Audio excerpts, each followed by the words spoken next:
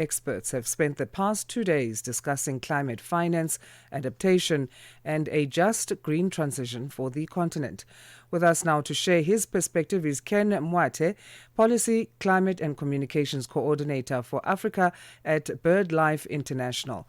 Ken, a very good morning to you. Thanks for making time. Good morning to you. How are you?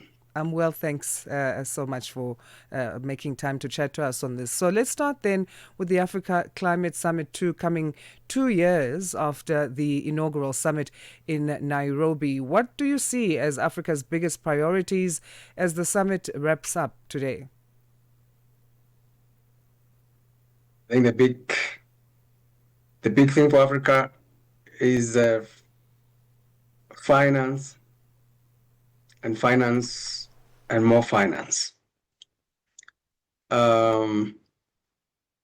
know that we as Africa, we need to address this big challenge, the climate change that's affecting millions of our people, destabilizing their sources of livelihoods and damaging even infrastructure, their homes, and that needs financing, both locally and internationally. So one of the biggest conversations is how can we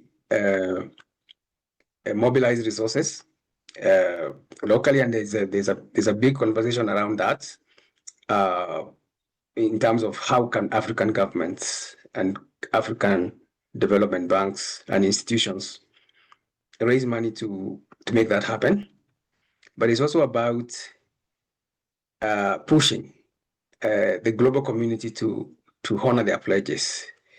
We know about the $100 billion per year pledge that was made about 15 years ago that was never fulfilled, which has now risen to $300 billion per year.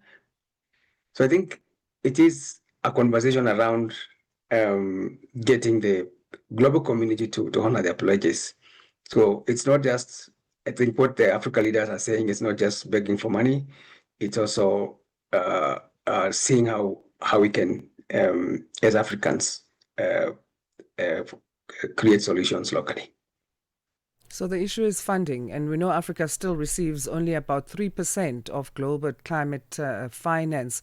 The UNFCCC's Loss and Damage Fund was also set up to help developing countries cope with climate impacts that can't be adapted to. Why is this fund so important, and why is funding still lagging for Africa?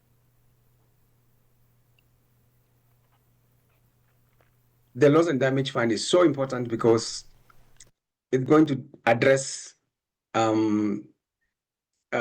impacts that cannot be that you cannot adopt. I don't know, that communities cannot adapt to. This is damage that has already taken place. For example, homes have been destroyed, crops have been damaged, infrastructure has been obliterated by flooding or cyclones. So this is what the Loss and Damage Fund is all about, and it's so critical because for Africa and other developing countries, when a climate disaster happens, it destroys whole livelihoods, it destroys whole communities, it destroys whole generations, basically. So that is why this fund is so important, and we need. That African leaders must advocate for money to be put in the Loss and Damage Fund. And one of the biggest challenges is that is likely to face the fund is that some of the entities committing money into the fund would like that money to be debt in terms of loans. So that will that will have a little impact if you add debt to people who are already suffering. And why money is not flowing, we go back to honoring of commitments. So who has committed what, and have they fulfilled their pledges? The answer is no. So even before we talk about loss and fund, the other commitment, like for adaptation, we find very little money flowing in adaptation. But we see a lot of money flowing into, for example, carbon markets and mitigation, which is not a huge priority for Africa. So that is the conversation we must have. We must push for both adaptation funding, loss and damage funding, and commitments. I mean, fulfillment of earlier commitments.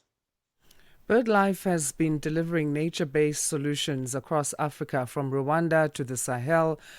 How do these projects help communities adapt while conserving biodiversity?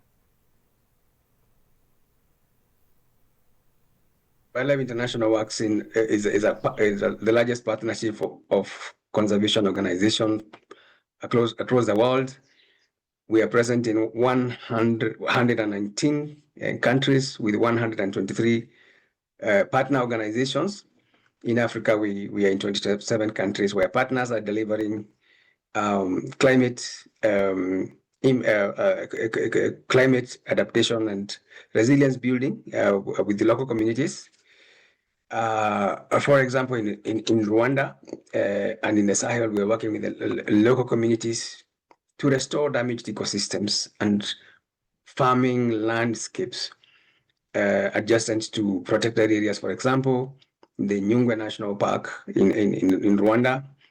So we work with farmers to address lands, to rehabilitate land that has been damaged by landslides, for example, and floods, so that the resilience of this land can come back, and these farmers can be able to grow their crops again, and these children can be able to go to school again, and so that and then the farmers, we support the farmers to establish micro projects like poultry farming, livestock farming, value addition for their crops, even as restoration of the land is ongoing, and therefore it's a holistic and multifaceted approach to climate resilience building. And thank you so much for your time. We appreciate it again as Channel Africa. Thank you very much. I appreciate the time. Ken Mwathe is a Policy, Climate and Communications Coordinator for Africa at BirdLife International.